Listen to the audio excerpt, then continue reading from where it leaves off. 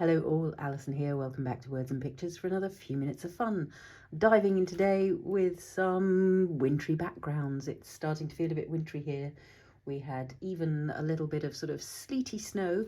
Hasn't settled, but yeah, it's been turning from autumn to winter very clearly. So I'm thinking starlit, snowy backgrounds, maybe some birch trees.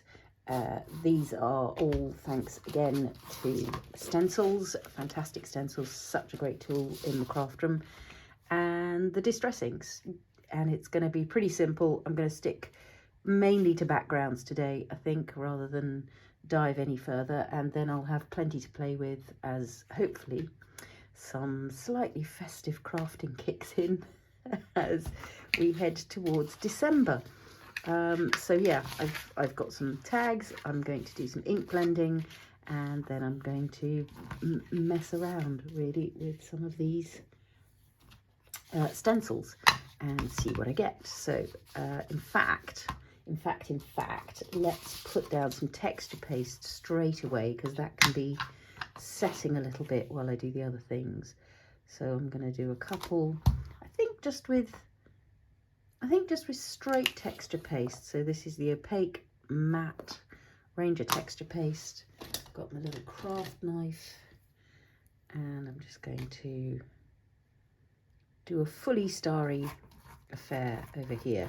I'm planning to go in on this one with probably some paint, maybe some distress crayon. So I'm not putting a background on before I start, because if I put distress inks on before all that, they'll just lift off and get into the mix when I don't necessarily, in this particular case, want them there. So simple as that, like spreading peanut butter or cream cheese.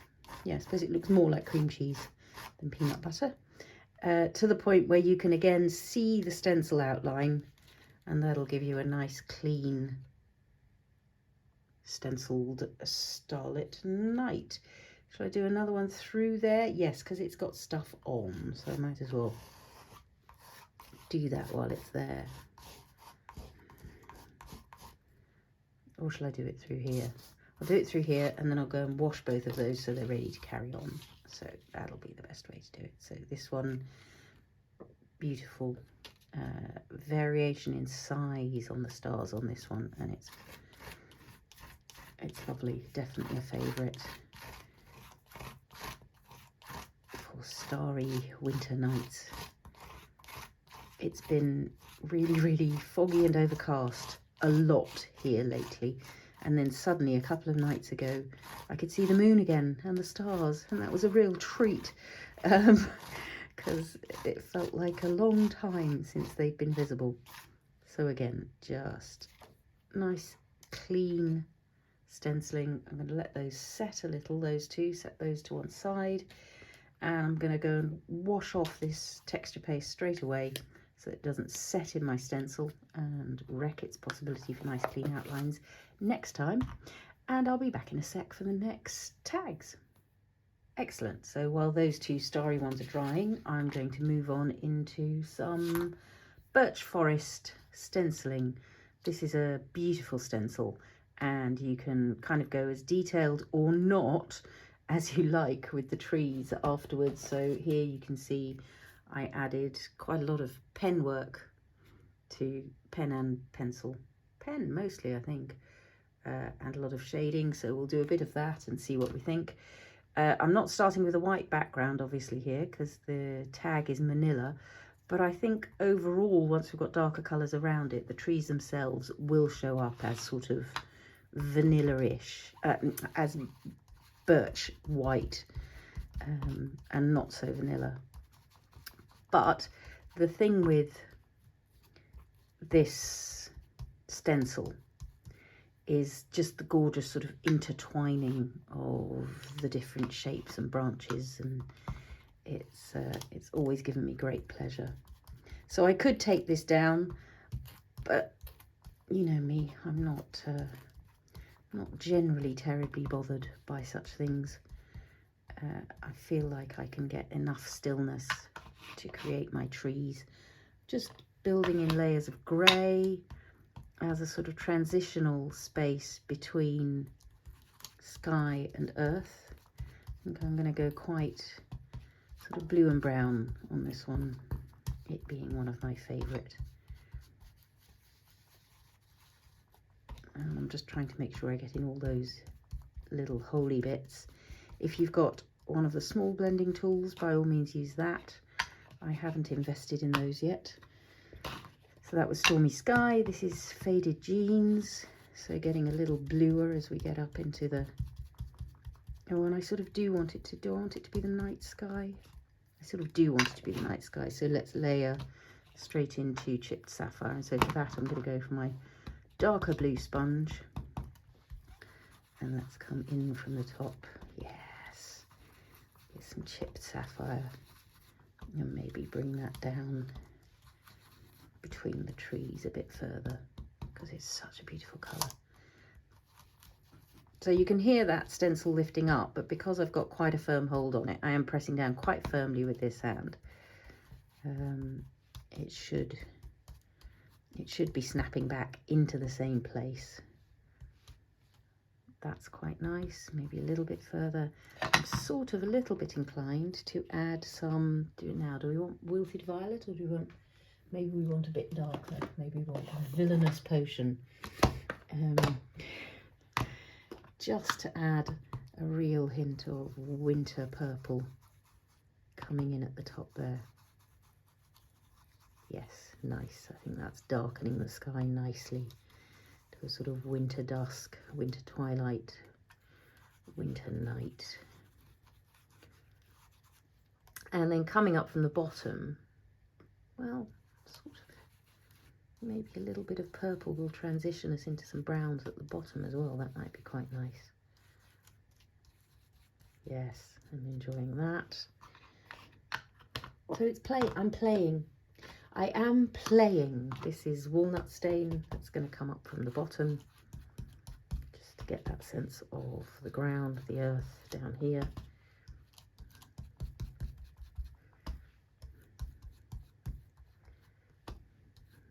Blending that up. And then if I take that away, you can see I've got my woodland scene already sort of appearing. We'll do a little bit more detail on that in a minute, but I want to set up another one so that I've got multiples to play with. I really enjoy at this time of year having any time of year actually. Having the pairs to work with gives me pleasure. I'm going to slightly alter the positioning this time so that I maybe get some sky just down this edge is what I'm after. I'm going to go in with the blues first this time to get some Stormy Sky going. There's actually also some Faded Jeans on that already because I used the same sponge, but I'm fine with that. I want that blue, chilly blue, very cool blue, Stormy Sky, grey blue, and therefore a favourite of mine, as you can imagine. Who are you? Chipped Sapphire, go over here. In fact, let's go for you next. So lid back onto there, darker blue Chipped Sapphire.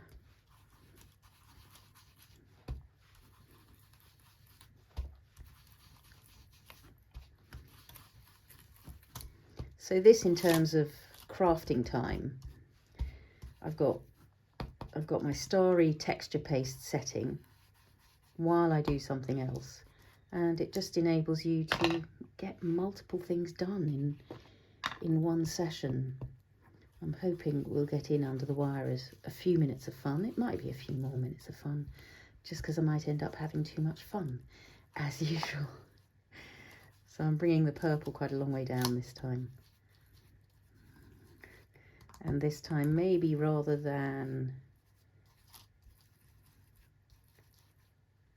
brown coming up from the bottom, I'm going to stick to grey coming up from the bottom. So I'm trying to put my lids on. It's not massively dry here at the moment, so having the lids off for a little bit longer is not going to be too problematic. I think I'll come up with Hickory Smoke from the bottom, which is a lovely grey, much cooler grey than Pumice Stone. Pumice Stone's got a lovely warmth to it. hickory smoke is really a chilly, almost lilac grey, which I really enjoy in conjunction with the purple. So you can see that's moved up there. Not a massive problem, just move it back, and it's quite easy to see when you've lined up. But now that I'm down at the bottoms of the trees, what's going on up there is much less relevant. So as long as I've got it lined up down here, the fact that it's not quite lined up above shouldn't be too much of a problem, she said, making sure she's got it in place. Just because I want to add a bit more depth of colour down here before I lift up. Yeah, there we go. In fact, I'm really enjoying that hickory smoke down there, so I think I'm going to do it here too. And you can see, again, it's a fairly simple stencil, so it's quite easy to line it up with enough precision that I can then choose to add a little bit more hickory smoke over here.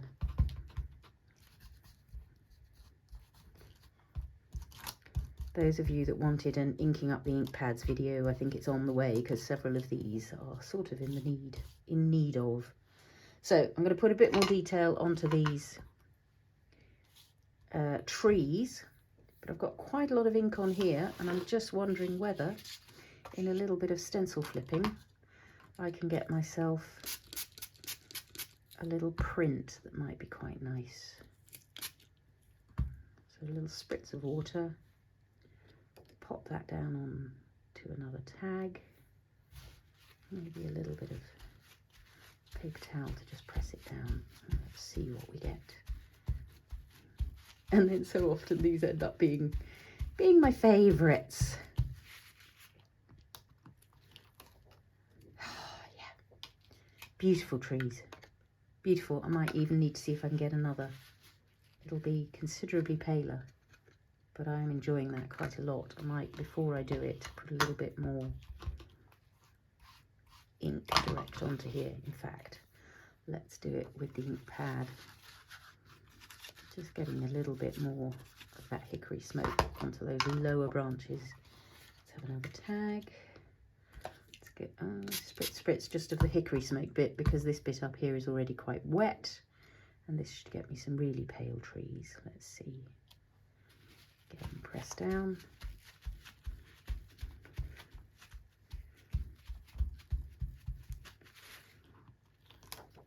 Oh, just a sort of subtle woodland impact going on there. And of course I do like all of this that's down here. So on this one, what I might do is just pick up a little bit of that as subtle extra texture, especially around the top where the trees didn't really print. Yeah, just a couple of drops of additional colour. I see you. Come on, onto the tag. Yeah, that'll do. That's probably used up enough of that ink to make me feel like I'm not wasting it. So before I start adding some tree detailing, what I'm going to do here is add a spritz and flick layer. So spritzing into my hand, flick, flick, flick, direct onto the tags, just to create a little bit more texture in the sky behind the trees. And it's also going to run a little bit into the tree trunks, and for a sort of soft watercolour effect, I don't mind that, because I'm about to do some work on those tree trunks anyway.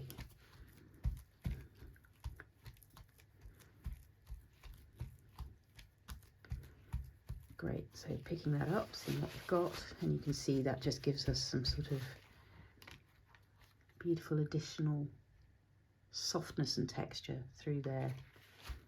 Enjoying that quite a lot. I'm going to give that a quick dry so that the tree trunks are not inclined to run too much. And you can see how the dark colours in between are already starting to make those tree trunks a bit paler, but I do want to go for full-on birch tree. Birch trees are a staple of the landscape around here where I live in the southwest of the Czech Republic, South Bohemia, and they really are. We've got at this height a mixture of deciduous and evergreen. If you go up into the mountains of the Shumava National Park, that's a lot more fir tree, obviously, but the birch tree is such a glorious tree to see in profusion. Deeply happy it makes me. It turns out it was my Czech grandmother's favourite tree as well, so clearly it runs in the family. Good. So with this, what I think I'm going to do is use a little bit of white paint and just do a bit of shading on these trees. So if I take this white paint sort of down the middles-ish, and use a water brush. It doesn't have to be a water brush, but it just is the one that is nearest. I'm going to, come on, there we go. Just going to give myself a slightly whiter outline on these birch trees,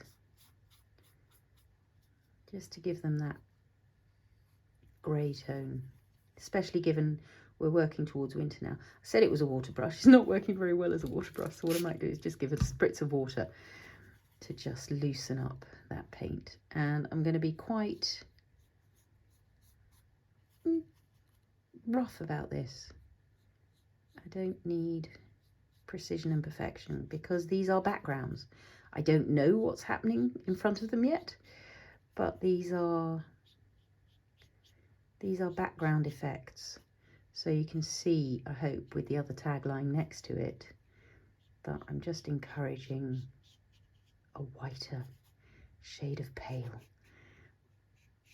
on these tree trunks and on some of the major branches going across. I'm not going to get too wrapped up in that because I don't really want paint in my night sky at the moment. That's coming shortly if I follow through on some plans. There we go. See, that is what I didn't want, but it's fine. It just looks like another bit of spritz and flick texture. It's just softening to white. So let's give it a go on this tag while that dries a bit. Just going to come down here, and I'm not too worried about these oogie boogie bits because I'm gonna be having a play with some pen work in a minute, and I can bring those back to life. And I can also choose at any time to bring them back to life by popping the stencil back over the top and re-adding colour through there. This is, you know, it's never over with a stencil. Again, as you'll see, I'm going to use them to do some layering in the background later on. Grand. We've got most of those. That's a bit too much paint up there. Just wipe it away. Little fingertip does the job. I want you a little bit whiter through the middle here. And then the other thing this will slightly do, if I stick to adding white right down the middles of the trunks, it should also give me a sense of a bit more dimension, because those trunks will be whitest right in the center where they're sticking towards us and the light is catching them. Alternatively, if you imagine the light coming from a particular light source, so that all these trees are getting hit down, for instance, the left-hand side, and focus your paint down those left-hand sides, then you can give the illusion of light coming from over here. Sort of similar principle as when we were playing with the moon mask in one of those earlier videos. But I think for now that will do, and I'm going to let those dry a little bit before I add some pen work whilst I set up the next couple of tags to play with. Going to get the paint off that nib, because whilst a water brush will or should stay moist, there's something going on with the valve on that one. It's got some water through. So paint's off and there's water in the nib, and that will protect it while it's waiting for me next time I need it. So again, setting those to one side to dry a little bit, and that will enable me to pop some colour back in later on, but just allowing those birch trees to be properly silvery in the winter night. What else? Oh look, down to one tag. That's no bit because I used tags over there. grab a couple more. It's always helpful to have some more because you never know when you might want to stencil flip. I think I want a couple more Starry Nights. So on these, I'm going to maybe have snowy sort of painty look at the bottom and a starry sky coming down from the top. So let's go Stormy Sky. It's a lovely colour. And I'm not going to go all the way down to the bottom with this because, as I say, I want some snowy paint coming up from the bottom at some point later on. I'm going to take that most of the way to the top so that there's going to be a building of layers of colour. Let's take it around here.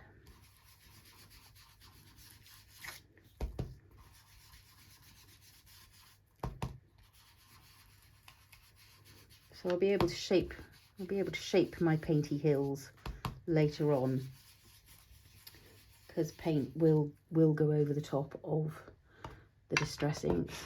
But having said that, just be aware that if you've got a very deep colour of distress ink down there, it might well bleed up into the paint, so you might need several layers of paint before that stops happening. The reds are particularly guilty of that.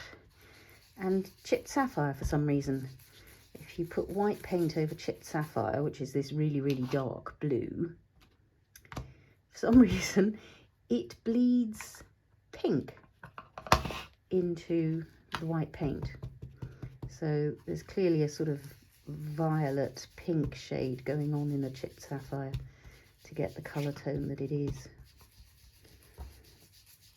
So with these two that are drying over here, I've popped my texture down first and I'm going to add paint over the top of it. With these two, I'm putting my ink down first, and then I'm going to put some stars over the top of them and add a little bit of sparkle. I've got some of the Tim Holtz dry glitter here, clear rock candy dry glitter. It's pretty much the only glitter that appears in my craft room. I'm not a massive glitter fan, but this stuff is different. It's just a magical kind of. I sort of want another one, because as well as the rock candy, I did want some that are white embossing powder, just so we can see the difference between those. So what I might do is just set up another card. I want some purple. I'm clearly having a purple moment. I just want that sky a bit darker and a bit more atmospheric, and that's what that does. I'm sure you can see that that's what that does. The Villainous potion is one of the most strongly pigmented distress inks there is. It's really quite spectacular. So here, and you'll notice I'm deliberately leaving lighter patches, because that's what allows for a sense of light in the sky, or light reflecting off the snow. So I'm deliberately not creating a fully dark night sky. Chipped sapphire.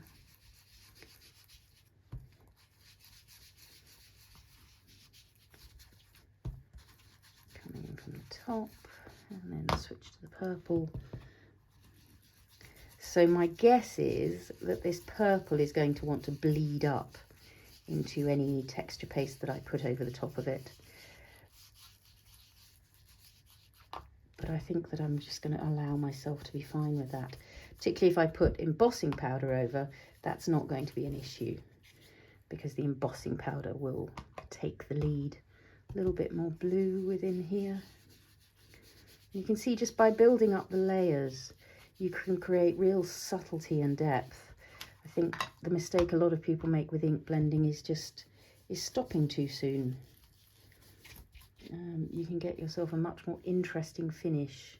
So we seem to be working in triplicate with these. So you were Stormy Sky, I believe. Yep. You are Chipped Sapphire, I believe. You are Villainous Potion.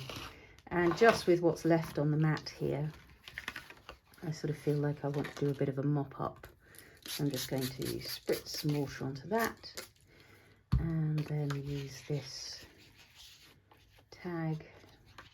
So that's again going to be a subtler night sky. Who knows what I'll end up doing with that.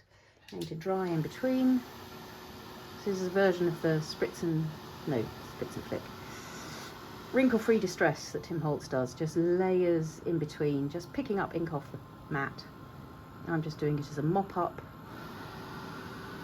Quite interested in this new heat tool, which seems to go full power, then have a little rest, and then go back in full power.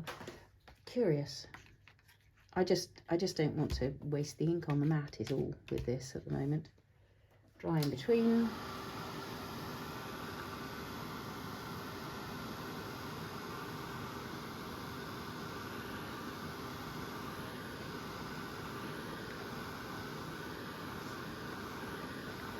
It's quite watery on the mat now, so rather than splodge shapes, it's almost certainly just going to give me smoosh shapes. But that's fine. I'm completely fine with that. And then have that wipe up.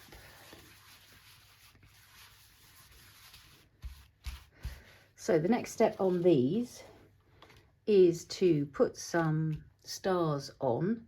And they're over here. My star stencils should be dry by now, I think. They've been sitting in some paper towel. I think we'll have... Oh, decisions. I'm going to put this one here. And I think I'm going to go texture paste embossing powder. So given I'm using embossing powder, I need a piece of paper ready to catch my embossing powder. Hello, just a piece of paper. So, texture paste or paint? I think texture paste. Maybe translucent texture paste? No, because we're going white. There's no need to be translucent. So many options and no right or wrong. So on this one, I don't want to go all the way down to the ground because this is going to be snow. I want to sort of come in, obviously, from the heavens. Bring those stars downwards. Head towards the snowy landscape, but not go all the way. Come down that side.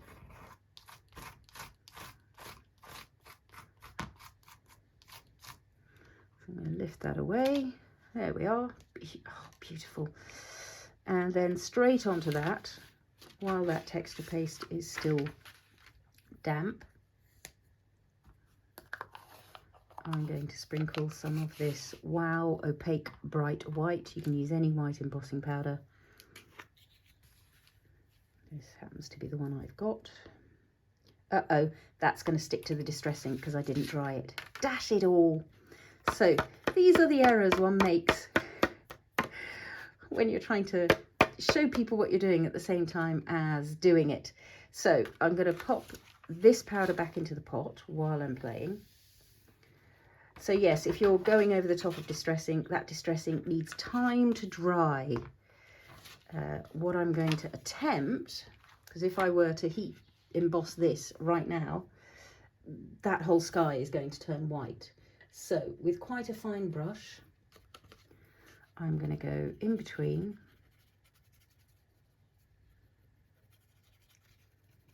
And for now, I'm just going to take all of this off because you'll see what's going to be possible. Because I can relay the stencil later. I'm brushing quite lightly over the texture paste so not to disturb it. But I want this powder gone. I'm going to reapply the powder over the texture paste, having reapplied some extra texture paste. That's going to be the key here. So I think I'm back to clean. Grand. It's going to give me even deeper stars, so I'm not troubled. This is what happens when you're playing. This I think is maybe a little bit contaminated with texture paste, so I'm not going to put that back into my pot.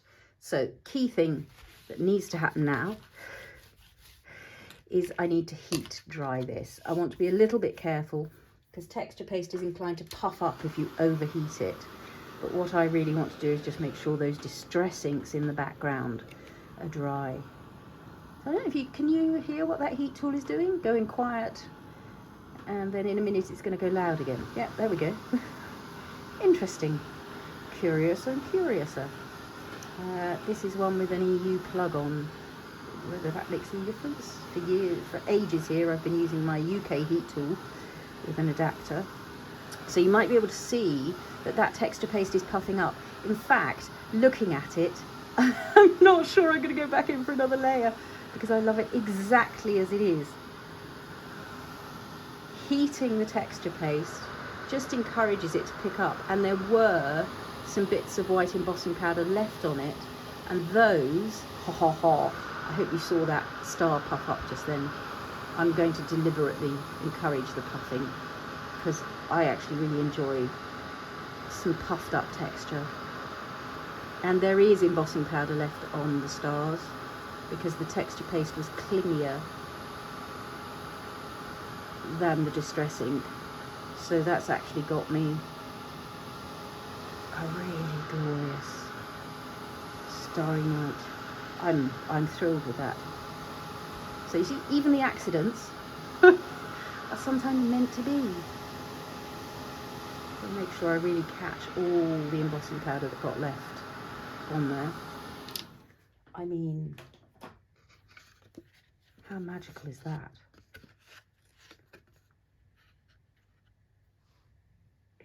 It's beautiful. Sorry, got a bit distracted with how lovely that looks. So yes, so having done that, I want another one with this, but let's do it differently this time. Oh look, I didn't spritz that after I put the texture paste through it, and then I got distracted by my embossing error. But you can see I've caught it in time. It hasn't set. I can still clean it.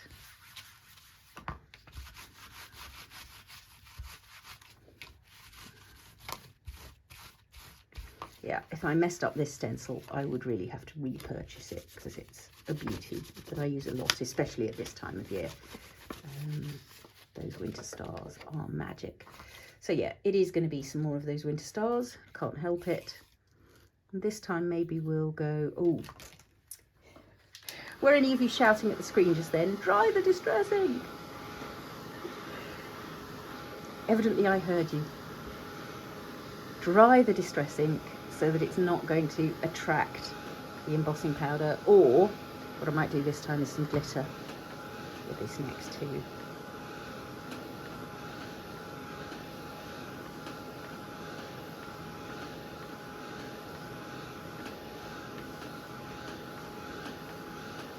So because I'm going to put glitter on this, it will stick to texture paste. That's texture paste here that I've used some of that Distress dry glitter on, but it's not as firm as if you put it over something a bit gluier. So my plan with this is to use some heavy gel instead of texture paste. So I'm just going to get some of that out. This is Liquitex and it's almost finished. Oh, what will I do when it's all gone? But because I do want a touch more opacity to it, because this will dry clear, like most acrylic glues, I'm going to mix in, that's probably way too much. I'm only doing 2 tags through stars. Let's put some of that back in to use another day. I'm going to mix in some of my Fresco Snowflake white paint so that I get myself a nice opaque medium. So this is now a glue medium mixed with acrylic paint, but because it's quite a heavy duty, I mean it's a very heavy duty, it's the heaviest duty glue medium, it will also work as a texture paste, so it's going to give me some texture through these stencils. This I really will want to make sure I remember to clean off the stencil. So let's go slightly different positioning. So I've got a big star high up on this one. To make sure I get a big star high up the other side on this one, just so that if I place them next to each other in the long run, you've got a different positioning of the stars in the sky, not a complete double. So this is gloopier than the texture paste, which I would expect because the glue is gloopier. Joy. Perfect. And that I'm going to give an immediate spritz of water to my stencil because I'm coming in while I've got the paste on the mat. I'm going to come in with this one and add some of these stars to this side. I don't think I want them quite in it. This is gorgeous because they're so thick in profusion at the top and they get a little bit less as you go down. And I think what I want is the getting less as we get down towards the ground. So let's get this through here.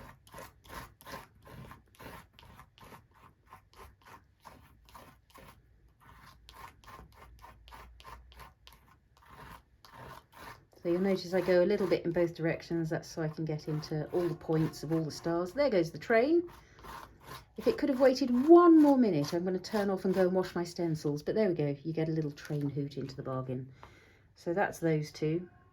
A little bit sad that there's nothing down that side, but I've spritzed this and made it wet. So if I try and add it, I risk messing up the rest. I'm going to live with it. I'm going to live with it. So I'm going to go and wash off these stencils, wash off this spatula, and I'll be back in a sec. Oh, hang on. If I want to put, I'm wrong, I'm not going anywhere. Let's get my bit of paper. So let's spritz this one with some water as well, because it's going to have to be patient for a moment.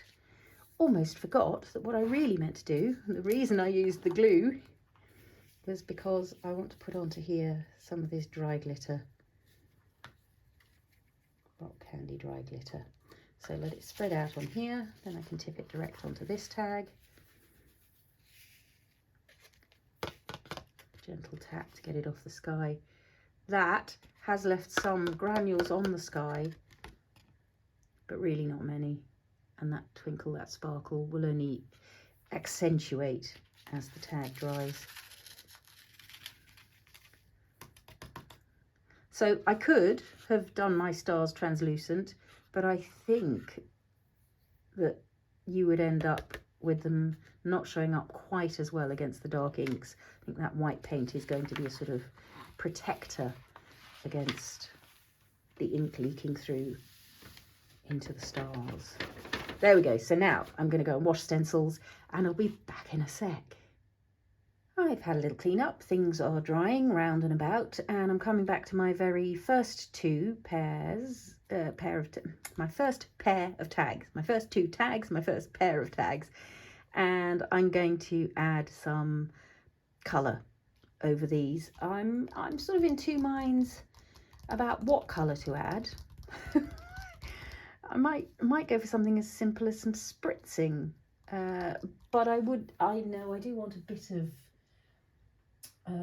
heft underneath first. I think there's a wonderful paper artsy paint. There's Twilight and there's one called Midnight. And I also do like the double denim, so I think I might go for a bit of this. And you're going to panic initially, possibly. Should we go double? No, let's go Midnight. You might panic initially because you'll think that we're going to cover up all those beautiful white stars. But panic not, because as you may have discovered in previous episodes, there are ways to get our colours back. I'm going to let this be quite watery. That's sort of what I'm going to do, want some purple in there as well, because I'm having this purple moment. So a little bit of forget-me-not, I think. Yeah, there we go. And quite a lot of water.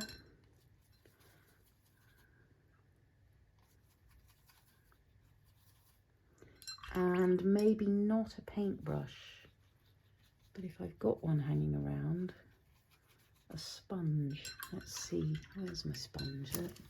That will do. It's not the natural sponge that I prefer, but I think that might be off somewhere drying. So yeah, this is just kind of a makeup blending sponge, I think. I need more water. So I'll actually go for a spritz of water over this. And I'm just going to let this paint spread out in fairly random formation. Water straight onto here and let it run. So this is giving me a permanent background base. Paint, once it's dry, is going nowhere. So once you've got a paint layer on, that's going to stay put, and anything that goes over the top is a bonus. And some water, and the reason I like the wateriness is it just allows the paint to sort of run around those stars and pool around the edges and give you some really quite tasty little effects in between. A little bit more paint back into there. So you can see, you can still absolutely see the stars there. It's not that they've vanished. And because the paint clings slightly differently to the paper than it does to the texture paste, you will get a sort of variation of look around them. I'm going to pop that sponge into some water so that it can not set completely hard. Set that over there. So I'm starting, as you can see, with a sort of pale night sky, just so that I have options to go over the top. I'm going to dab some of that back a little bit. So it's mixed media playtime, really, is what it is. All these products in our craft room, just seeing how they'll interact and the kinds of effects you can get with them. I could have spattered some of that paint onto some of the other tags. Dash it all. Too late now, just mopped it all up. You could keep this as a mop-up thing. That could make a background in a journal page, but no, not for today, Josephine. So I'm going to dry this, and then, as I say, once that paint is dry, it's going nowhere. There's a bit too much purple going on there. I'm just going to knock that back a little bit. There we go.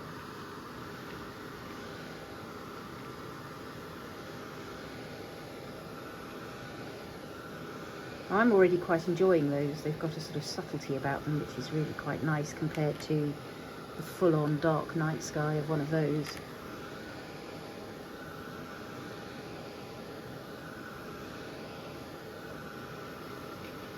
And you can see, because these have been made quite wet with all that water and all that paint, they are inclined to scrunch up a little bit.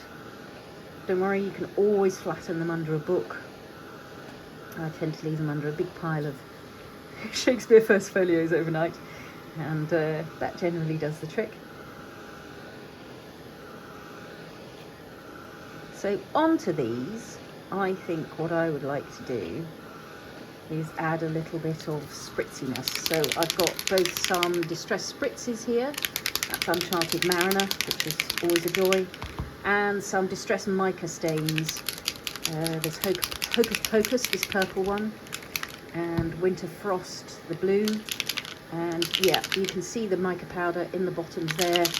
The mixing ball inside is doing the job of getting that to mix with the liquid. So when you're using the mica stain, the liquid itself has a colour. When you're using the spritz, the liquid is clear. It's just a vessel for carrying the sparkling powder. So my plan for these, I don't have a plan. My idea for these, a plan sounds like I know what's going to happen. My idea for these is to see what I get with a little bit of a spritz. So I'm going to go Distress Spritz to start with. So that's no colour in the liquid, but a beautiful shimmering Uncharted Mariner. And then I'm going to add to that some mica stain. Whoa, that's full on Hocus Pocus. A bit too much for my liking. Knock it back. And some water on there just to... So the joy of water reactive mediums is if something happens that you're not a fan of, you can generally get rid of it. There we go. That's much more what I was after. So beware of Hocus Pocus. It's full on. I'm going to do a couple of spatters of the Uncharted Mariner because I love the shimmering dottiness of that. So creating just a bit of texture again in the night sky.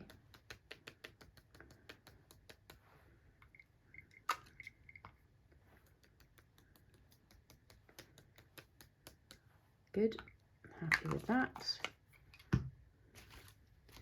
And I think I might dry that to keep those in place. I don't know, do I want them that full on as dots? No, I don't. So I'm going to let them just spread out a little bit with a spritz of water.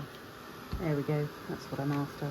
And again, they will pool around the texture in really interesting ways. Just encouraging that sense of movement. And of course what's happening here now is I'm getting glorious shimmer as a background effect. It'll show up more and more as they dry, but I think you can probably see in the light there what's going on.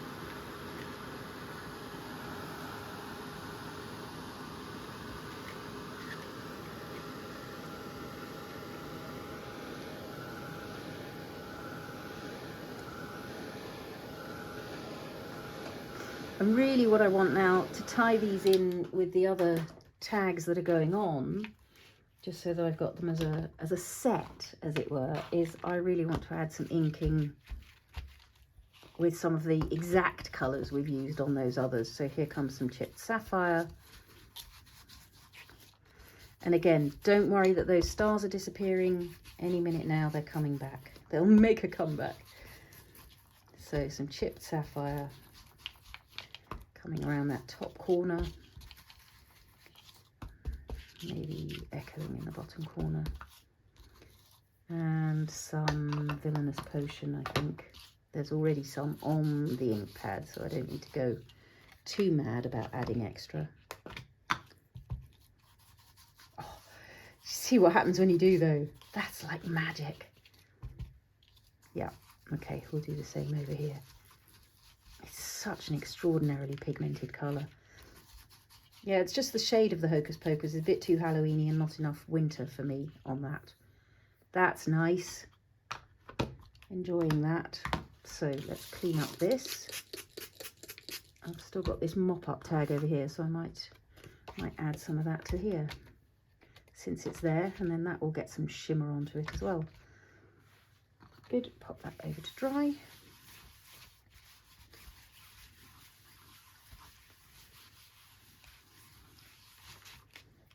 So with these, what I'm going to do now is make sure I've dried what's happening.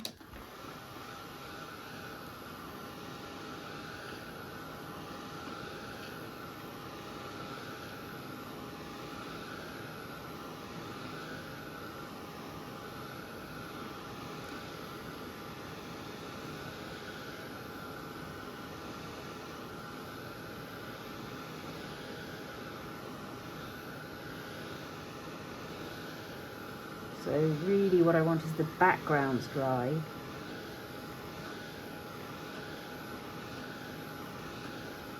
So that I can come back in and make these stars white again. But we'll do that in a minute. We'll let these have some, oh, look at that shimmer. Can you, I'm trying to catch the light with it. Those little dots of Uncharted Mariner are magic. Let's come back to these in the meantime, and where's a nice pen to work with? They're both brown. Maybe will work. Aha, maybe will work, except I've lost them. With a Distress watercolour pencil. Hold your horses, I'll be right back. It's clouded over a bit outside, so I've switched the light on and I've zoomed in a little way so that you can get a closer look at what I'm about to get up to with Black soot feels a little bit scary to start off with. I think I'm going to start with Hickory Smoke. And I'm just going to start adding... Oh, now I did wonder about this. The watercolour pencils are not entirely keen about coming over the top of the paint. Remember, we put some fresco paint on to get it whiter. But I think what this will allow is just a little bit of shading. Yeah, so I can create some shading around the edges of my tree trunks. And then I'll come back in and do my detail with some pen work. Again, this is it's trial and error. The last time I worked with this Birch stencil, Distress watercolour pencils didn't exist. So it's finding out what you can do. So this is quite useful for giving you those sort of sense of dimension. And just, you can see I'm just going down one side of each of these,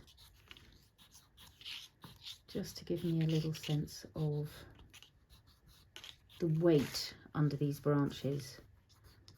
And what I might do, I could soften that with a bit of water brush, but I'll need to be careful because what I don't want is to reactivate the sky. Yeah, that's nice. So it just means you can create a shadowiness around the edges of the tree trunks. That's going to help with dimension. Very nice.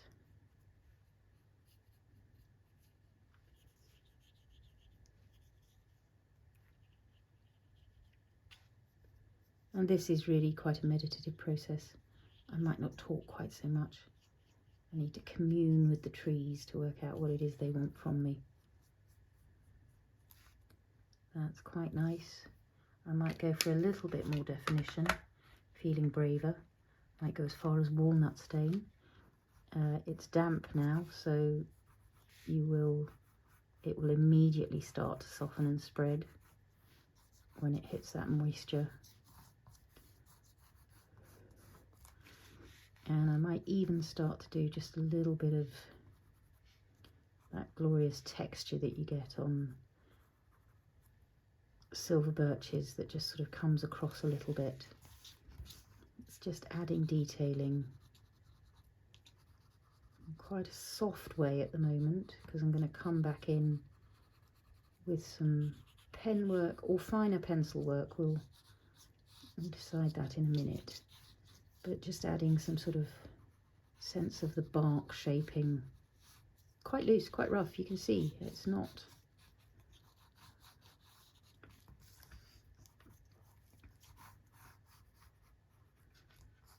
Walnut stain is a nice cool brown, so I'm comfortable with that as a shading colour. Again, softening it with some water, because they are watercolour pencils and they will react with water, which allows you to sort of paint with them almost. Beautiful.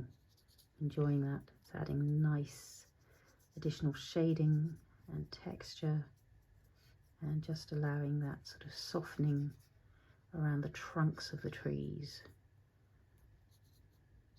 Good.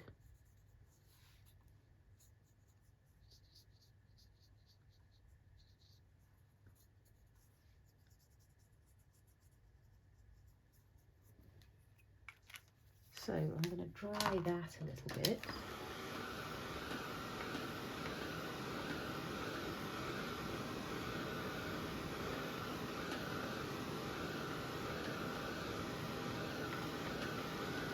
And I think I'm going to come back in with some slightly stronger shading in the grey again, Hickory Smoke, just in some of these edges.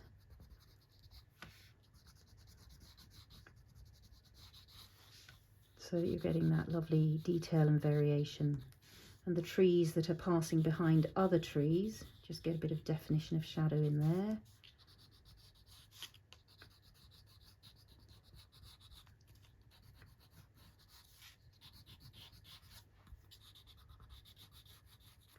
And even go so far as to add a little bit of black soot.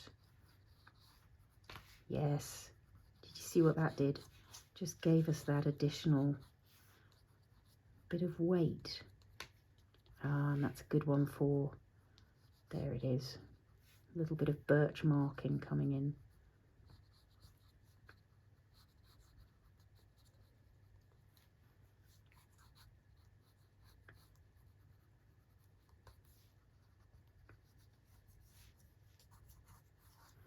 So I don't want to do it in a really full-on way. When I did this little page layout, it was all about the birch trees, clearly.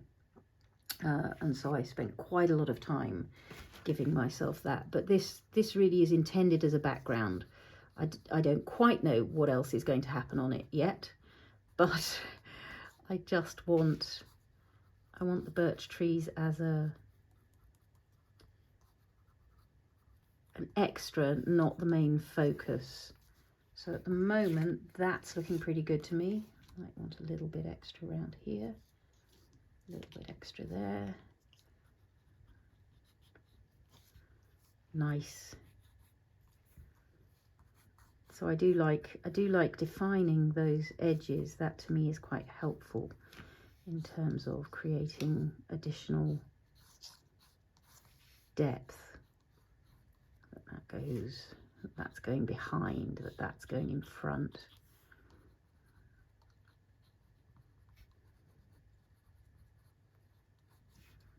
And it's really just little scribbles. I hope you can see that what I'm doing is really just little scribbles. It's nothing, it's an honouring of those birch textures without going over the top into, I don't know, a botanical painting of some sort.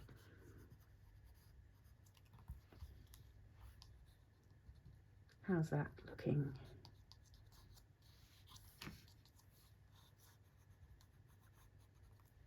This is really a whole episode by itself, isn't it?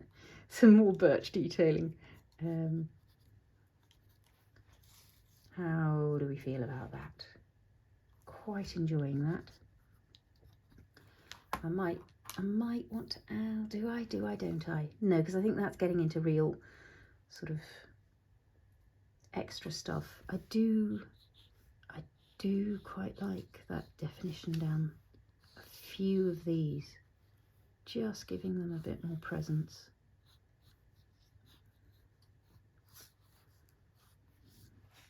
Yes, that's good. So let's do something similar here.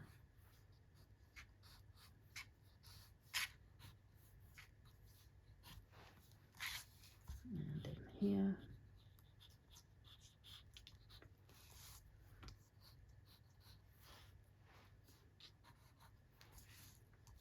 Nice.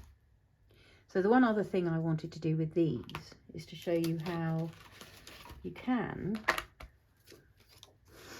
come back with this if I wanted to add those extra bits of bark detailing back in. But what I really want to add is a little bit of snow to my sky.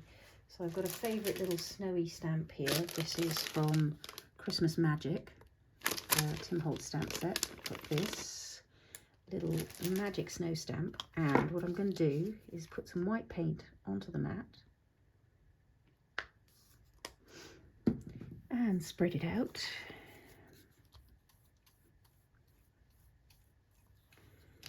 And use that to stamp into. So just like you would stamp onto an ink pad. I've got a smaller stamp pad. Yes, it's here, warm and ready. So, statutory warning, when you're stamping with paint, you do need to make sure that you don't let the paint dry in. So with the stencil placed over the top, I'm going to stamp into these gaps in between, pressing down quite firmly, so that down in between those trees now, there is a light snow falling. And with luck, it won't be falling on the trees themselves. Ha ha ha! Like magic. I have got beautiful snowy flakes on my stencil now. So just line that up. Let's put a bit more paint onto the mat here to pick up onto the stamp. You can see it doesn't need much. You want a fine coating of paint down in between. I'm pressing quite firmly because obviously I need the stamp to go down in between the edges of the stencil. Oops, don't move. Let's come across the bottom here. Any in the middle? Any down this side? Yes, there we are. So behind the trees now, I've got a little snowy night. Going to get some water straight onto that. I'm going to go and clean this, and I'm going to come back for the very final little bit of highlighting of the stars on these tags. Back in a sec. There are a number of options for how to bring these stars back into focus. One would be to use, as we have done with texture in the past, the Distress crayon, that's Picket Fence, and simply by rubbing that over the edges of those stars, you can get a sort of dry brushing effect that's going to give them a bit more presence again. Let's do a bit more of that so you can see what I mean. So that star is popping back into focus. You can do the same thing with official dry brushing, which is to have some white paint, have a very dry bristle brush, get that paint really, really dry and rub over these at an angle. But given the magic of stencils, why wouldn't we take advantage of how simple it is to, she says, line up your stencil again and oh, I must have had it this way up. Yes, well, that's because that's the right way up. There we go. That's how to line it up again. I am going to line that up over my texture. And I've done this in the past and it hasn't quite lined up. And I've had a marvellous sort of off balance effect, which has actually been really magical. But I'm going to do my best to get it properly lined up with what's going on underneath there. Then all I need to do is do some really simple, it can be ink blending, because what I'm going to do is I'm going to use the white embossing powder again. So all I need is some moisture for it to cling to. You could even do it with water, but I think for just a bit more control, I'm going to go with ink. Because it really doesn't matter what colour I use, I just want something that's nice and juicy. I know my hickory smoke is nice and juicy, so I'm going to ink over through the stencil again all these stars.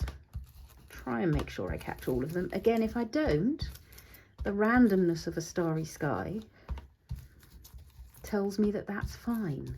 And as I say, if it's not quite lined up in places, that's going to give me a beautiful sort of almost a twinkly effect. That's looking pretty good. Let's get it down here. White embossing powder across the whole tag. And there they are. And I'll heat emboss that in a second, which is going to give them even more focus. Just make sure I've caught those ones down the side. Yep, beautiful. And it isn't quite lined up with the edges of the texture, and just wait till you see the sort of 3D effect that's going to give me. In fact, I might even try to not line it up fully on this one. Yeah, this is not going to be so easy to get, but there is it's like spotting star structures in the sky. These two and these two going up, going down are those ones there. And so if I center myself around those, hopefully I can get myself approximately in line with the rest of the stuff that's going on. Let's check down here. Needs to go that way a bit. Interesting. And oh, it's because I hadn't lined up those properly. And we are now, yeah, we're pretty much bang on. So a bit more pumice stone, no, hickory smoke.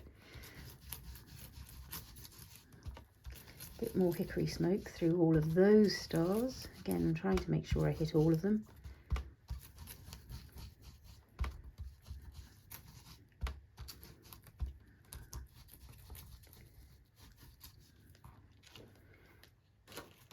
Back to the embossing powder. whole tag. Hopefully, as I say, the rest of the background is now dry enough that it will stick only to the stars. A little bit in that top corner. Predictable. It's always going to be somewhere. If you want, again, with a fine brush, if you really feel strongly about wanting your sky to remain dark and your stars to be light, you can do a little bit of removing of some of that powder. But overall, I'm quite a fan of randomness, as you know, and additional textures and a little bit of messiness and organic spontaneity. So all that remains to be done is to heat these and watch what happens as our beautiful white powder comes to life. Ah, starry, starry, starry. So you can see it is a little bit off the texture, and I'm really fine with that. It's going to give me a 3D effect that will be really quite special.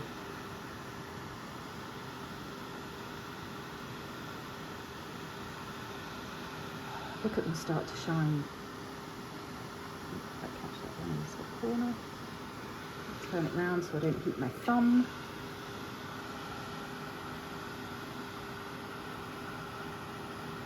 And so even against the paler blue, the boldness of the bright white is pretty special.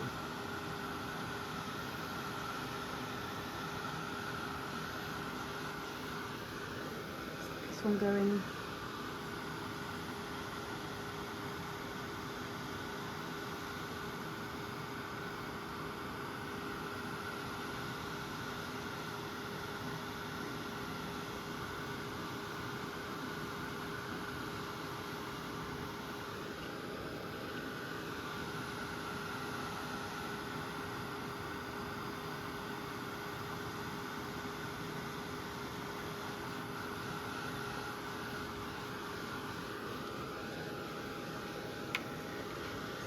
All of it fully melted. Beautiful, beautiful. And I'm thinking these should be about dry now.